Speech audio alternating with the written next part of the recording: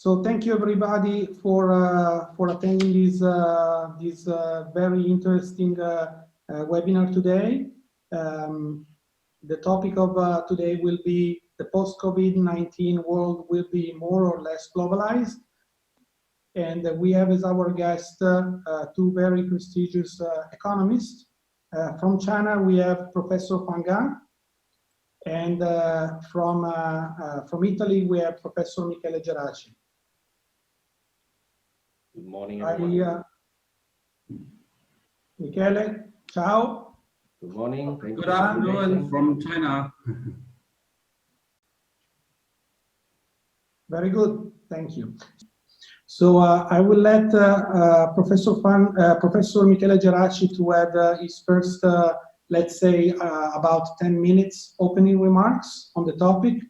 And Michele, do you think this COVID-19 crisis will leave us more or less globalized? Will we move towards the scaling of the globalization, or we will move towards new age globalization? Thank you for the question, Mattia. I give you the short answer. My view is that at the end of this virus, we will be more globalized, not less, like maybe some other people believe. I will give you a few minutes reasons why I think so, and I will try to separate some opinions from facts. I start maybe with my views, and then I conclude with some data, maybe supporting what I say. I think the global value chain and the interconnection between countries and companies is more integrated than people think. We all know there is a high value of integration, but I want to show you later with some figures that the reality is even more tight than the initial perception. So any possible disengagement with globalization will be harder than people believe. The reason why I think China in particular will continue to be a main player, and this answers the question of will the West disengage from China, is that I think China is in a unique situation at this stage of globalization, where we have pretty much half of what is produced, what is made, manufactured around the world, is made in China. And of course, this is a general figure. And so that means that we are living in what Paul Krugman describes as a new trade theory world, where the country that has reached first the scale higher than any other countries in the world, a scale that in a manufacturing industry tends to lower the average cost of the goods, will gain a very, very high comparative advantage versus all the other countries in the world.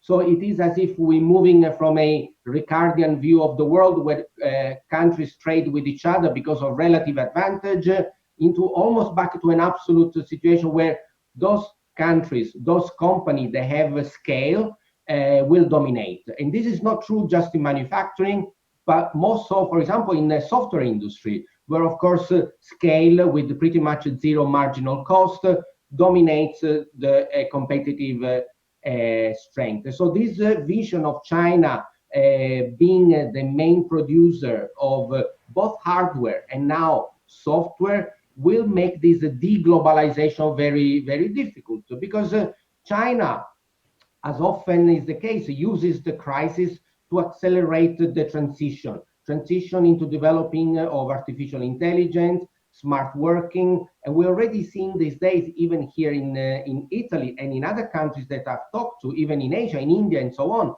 that this crisis is accelerating what we call it remote working, especially in teaching, in remote diagnosis. I see this on myself. My classes and even events like these are more and more done online. Now, to me, this is a sign of more integration, not less integration, but it will be a different kind of globalization. Maybe less physical trips, maybe more online activities, and the result would be more competition, more integration between countries. The West maybe thinks that they can onshore some of the production because of the problem we've seen in China, the problem that we've seen in other parts of Asia, and maybe some countries want to, including Italy, they want to be less dependent on international partners to produce their own goods. And so this is the people who say we will move into a less globalized world. Of onshoring of production, in my view, is a wishful thinking that will not happen very easily. And so you hear a lot about it, but very little activity. What could happen, perhaps, is less emphasis from the European and Western countries into outsourcing the whole of the production into China, as it has been, and maybe move some into other regions of the world. It's not going to be back into Europe. It may be, instead of relying entirely on China, there will be a diversifying effect into other parts of the world. And I'm thinking part of Southeast Asia, of course, but also Africa, that has a lot of untapped potential. So in a way, I see more globalization and less dependent on China. China itself will reuse this to move along its own path into high-tech and advanced manufacturing, advanced technology. So in a way, this will not be a damage for China, because China will just react by accelerating its own reliance on domestic demand and less on external demand. At the same time, there will be an opportunity for other parts of the world to develop their own play in their own role in the world. So the world will be more globalized. There will be new members, new countries coming into this game, less on China, more in others, for the overall result of being more global. And in that respect, if I may, the MOU that we did last year on the One Belt, One Road, of course, I didn't know that we would go into this crisis, into this health crisis, less so into this major economic crisis. Actually, those initiatives, regardless of the political implication that we may not care so much for the time being, these are the initiatives that I think there will be more and more of, just to allow these new players in the world to understand and know more about each other. Because let's be honest, the general the general public and many of the entrepreneurs who have not been involved in international trade are not very well aware of the economic dynamics in certain parts of the world. So government to government activity, university, exchange, events like this one you're organizing today do play a very important role, because they increase the knowledge of otherwise less known countries, and that gives opportunity to our company. I'm talking now specifically to Italian companies. They need to decide what they want to do with a economic that is going to go -10, -15% this year, and they need to look at external demand to compensate, but also international cooperation. So crisis would bring, at least at company level, they need to be more and more integrated with each other and cooperate more. So I think I will see not just more outsourcing of production into these new parts of the world, but also more agreements between countries, between companies that would complement international organizations' efforts.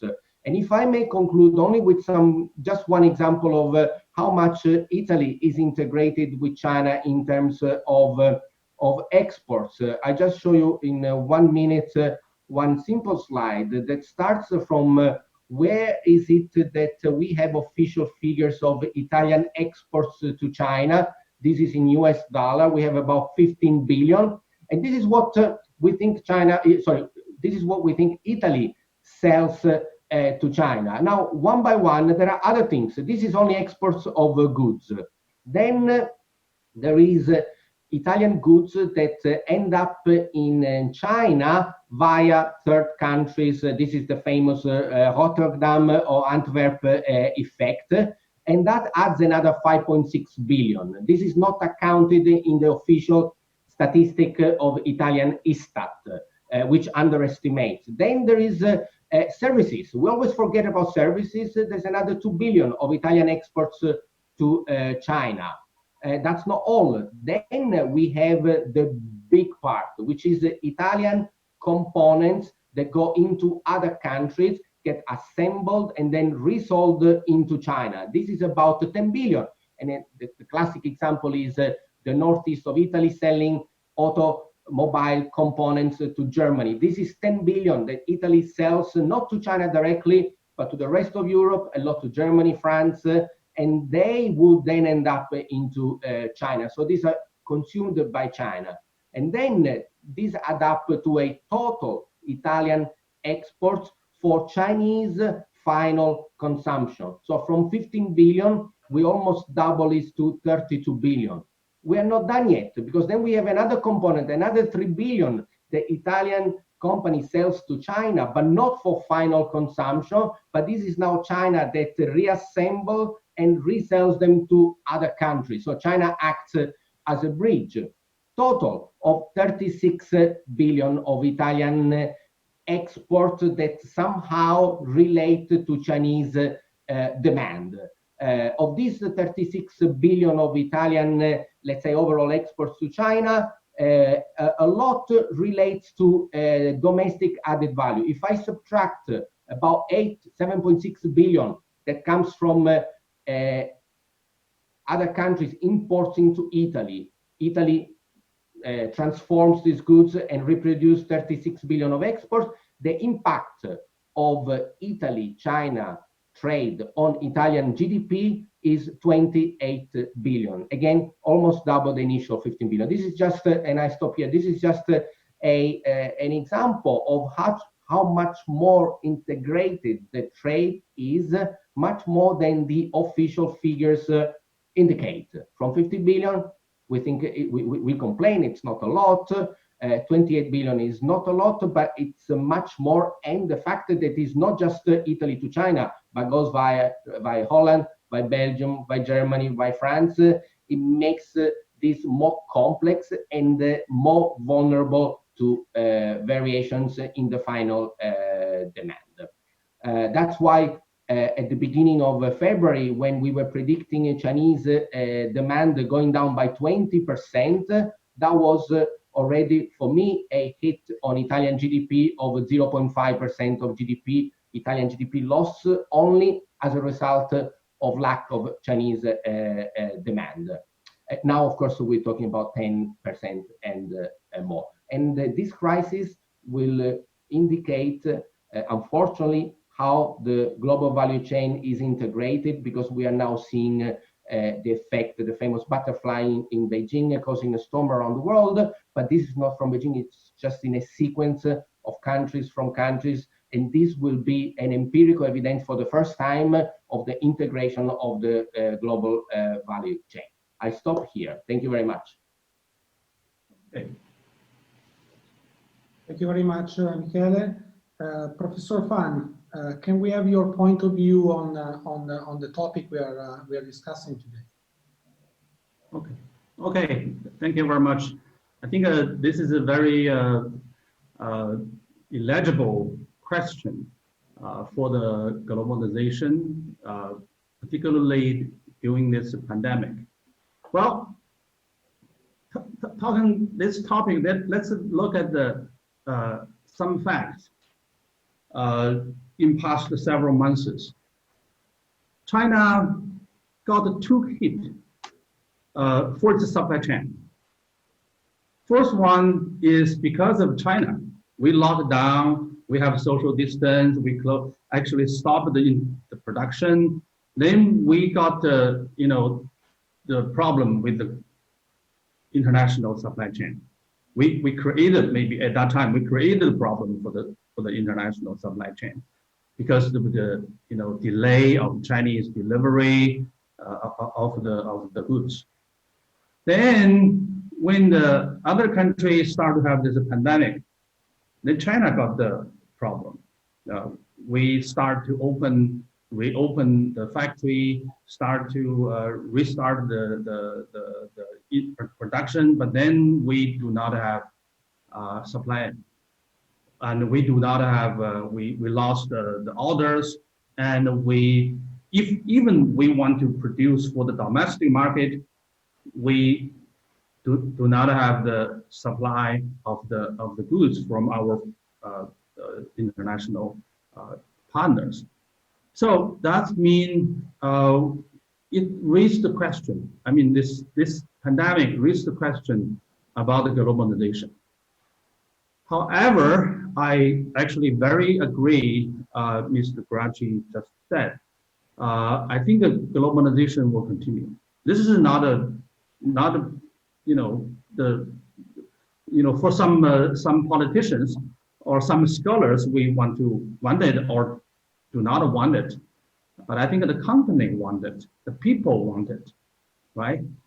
However, this pandemic raised the question, we may need some adjustment of the global supply chain. For example, if the supply came from very far distance, you need a very high quality of logistic system, and you need a lot of the transportation. So, and you need it will be very urgent to have adjustment of your supply chain. If it's too long, if it's too far from the country, then you got the problem. I think the medical supplies really, got this problem during this pandemic. So that's give the people the feeling that we may need something alternative from the supply from China, an alternative we can look at nearby, in not very. First of all, it's a different resources, and secondly, it could be nearby. You can adjust the transportation quickly. So that's why my prediction is that number one, after this pandemic, everybody will look for some alternative, not only concentrate on one supplier, two suppliers, but we need multiple suppliers. So it is still globalization, but globalization with the multiple supply chain, rather very simple one, rely on one source. And secondly, I think it could be some kind of regionalization of globalization, meaning that geographically, we need some kind of the supply system in one region, one big region. For example, in Asia, China, Japan, Korea is a big market, and then we may organize, or there's going to be a merging system that we can find all the resources, all the semi-product in the region. So if something happened in the global sense, we can quickly adjust within the region. And Europe as well, Europe, Central Europe, and North Africa, maybe another zone, another region, which have the somehow independent system, which can be an alternative to the international. In the normal time, people still maybe rely on the suppliers from far away, but with this kind of the alternative regional supply system, it could have the security for the supply chain. The same thing for America as a whole, North America, South America, NAFTA, all those, American now say very much that America need a independent system, so they may have some alternative. So it could be more like a, time zone, regional supply system, but this is still globalization, meaning that number one, the different companies from different countries may operate in the different zones. Not only, Chinese company only in Asia, European company only in Europe. European company could be in both Asia and America and Chinese as well. So that's one thing. Secondly, the market is still shared by everybody, right? Still shared by all the country, and in different the region there is a different company from different continent, different time zone. So that is still globalization, but more regionalization could happen. And also, I think we will have a better version of globalization after this pandemic. We now find a lot of the problems, loopholes. If we want to use the alternative, if we want to keep the supply chain secured, we need a better connectivities. For example, this time for China, we found out that our cargo system is too weak. We didn't have much cargo plan. We have we use a lot of the the passenger plan to carry on a lot of the goods. But when the passenger airplane stopped, no passengers, people stopped moving, then we do not have the space for the cargo transportation. So we need a better equipped, with the transportation, improve the logistics. We may need more, the stock rooms in different regions, secure the supply chain can continue if anything like this happens. So this, I'm optimistic about the globalization, but I do see there is some need for adjustment. We're not talking about some other reasons, some other factors like someone want to have a decoupling, have a deglobalization, this kind of the trend also may make some impact. But I think that's not the long-term factor. We still need we need to look at the world from the long-term perspective. From that point of view, I would say I'm also optimistic. Okay, I stop here.